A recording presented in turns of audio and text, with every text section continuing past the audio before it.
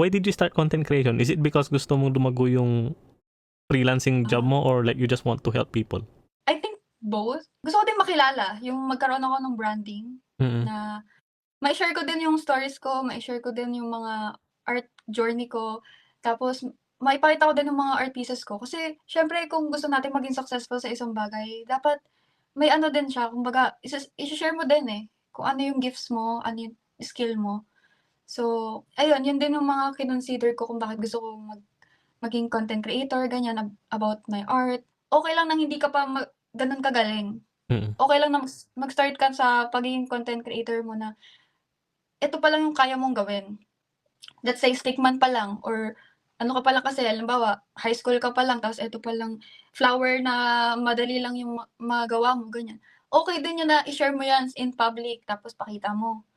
Okay lang din na may ma-receive ka ng mga bad comments kasi alam mo yun, isa rin yun sa magiging motivation mo balang araw na alam mo yun, nag-post ka ng mga ganito nag-starting mo tapos ngayon grabe na yung improvements mo. So, yung mga tao nakakita nung nag-start ka pa lang, tapos nakita na nila yung ngayon, after 5 years, after 10 years, 'di ba? Sila yung magpapatunay na alam mo yun, na napakagaling mo na. So, mahalaga din yun na huwag tayong mahiya na i-share natin yung mga artworks natin kahit sa paningin natin pangit yun or pangit sa iba. Kasi mas magkakaroon din tayo ng ano eh, motivation doon na ipagpatuloy yun. O mag-post ka lang, huwag kang matakot na mag-post. Ito na yung expect mo. Pag nag-post ka online, you can't please everyone and may mga negative comments yan, may mga positive comments. Pero hindi dahil may negative comments, titigil ka na. That's not what, hindi yan yung dahilan para tumigil ka. Meron kang passion, meron kang apoy sa puso mo. Naging puso mo, hindi ito talaga pang love guys, hindi about love tong topic natin. Ayan. Saka alam nyo kumbaga, kapag may mga bad comments tayo from sa mga pinopost natin, ganyan, ano din yan eh, tawag doon, test din kasi yan sa'yo kung gusto mo ba talaga yun. Kung ipopursue mo pa din pagiging content creator mo. So kung nag-stop ka na, and then ayaw mo na i-try because of that bad comments, ganyan, maybe it's not for you. So, may mga challenges tayong na-experience sa buhay just to test us kung yun ba talaga yung gusto natin. So, yun din.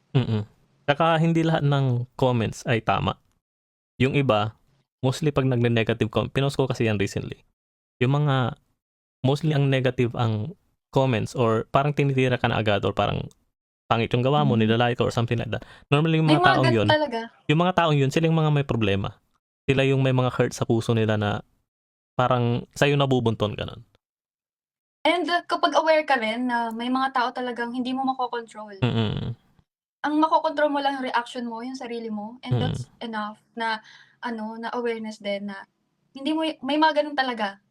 And mahalaga diyan, kilala mo yung sarili mo, kaya mo i-manage yung sarili mo, makontrol din. So, ma-overcome mo din yung mga ganun. Ayun. May tanong si Harry Sal, question for both. How do you deal with self-doubt as creative? How do I deal with self-doubt? How do I deal with self-doubt? Wala ata ako. Hindi, joke lang. Laging nagda-doubt para basta may price guys, okay lang mag-doubt. How do I deal? By just, may mga ganun talaga may mga self-doubt talaga na ma-experience tayo. Pero, let's not normalize it na okay lang yun, na nagda-doubt tayo. So, you have to switch your mind then na hindi siya nag-e-exist. Hindi siya nag-e-exist and it's not true. Ikaw lang din ang nagde-decide nun. So, sometimes, you have to choose din kung ano yung mas mabuting pakinggan at kung ano yung mas magandang i-apply din or ipasok sa mind mo. Pero yan, may mga self-doubt din naman ako, nararanasan ko rin naman yan. Pero yun nga, meron binigay sa atin na choice eh. May choice tayo kung anong gusto nating paniwalaan. So, paniwalaan mo kung ano yun na lang yung good for you. Ayun. I think, thank you for sharing that. Yung sa akin naman, sa self-doubt, lagi ko rin yan, laging naano rin sa sarili ko yan, and parang imposter syndrome lagi na, uy, hindi ko naman talaga kaya, or parang hindi naman talaga ako magaling. Pero ito yung signal na starting point ng improvement mo.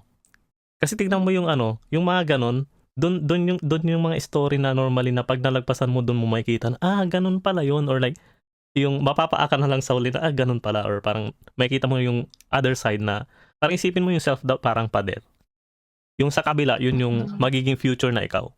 Pero pag nagpa-self-doubt ka kasi, hindi mo tinalon yun, mananatili ka dun sa lumang ikaw, yung hindi lumalago, yung takot sa change, ganun. Pag nagsi-self-doubt ka, pinipigilan mo yung sarili mong pumunta dun sa brighter side.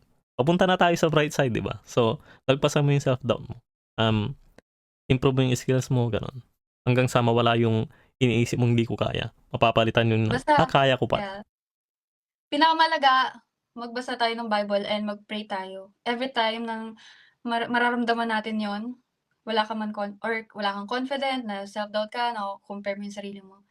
Maybe you need, you need more prayer pa. Guidance. Kasi usually, spiritual yan eh.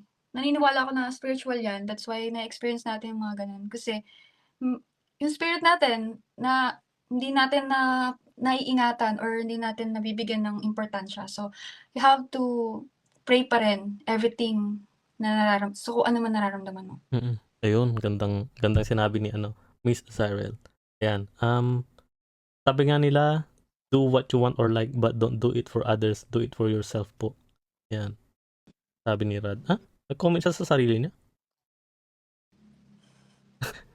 Parang okay. Either for greatness. Either you chase greatness or approval. Anong ginagawa mo or gagawin kung nakita mo yung art mo, pinakakakitaan ng iba, or ninakaw yung art mo online? Madali na lang yan siguro. Siyempre, confront mo yung tao. Pag hindi tumigil, edi bahala ka na kung kakasuhan mo. Yeah. Ano pa ba? Mark B, this is a good question. Yeah, it's up to you. Pwede mo naman siyang kasuhan eh.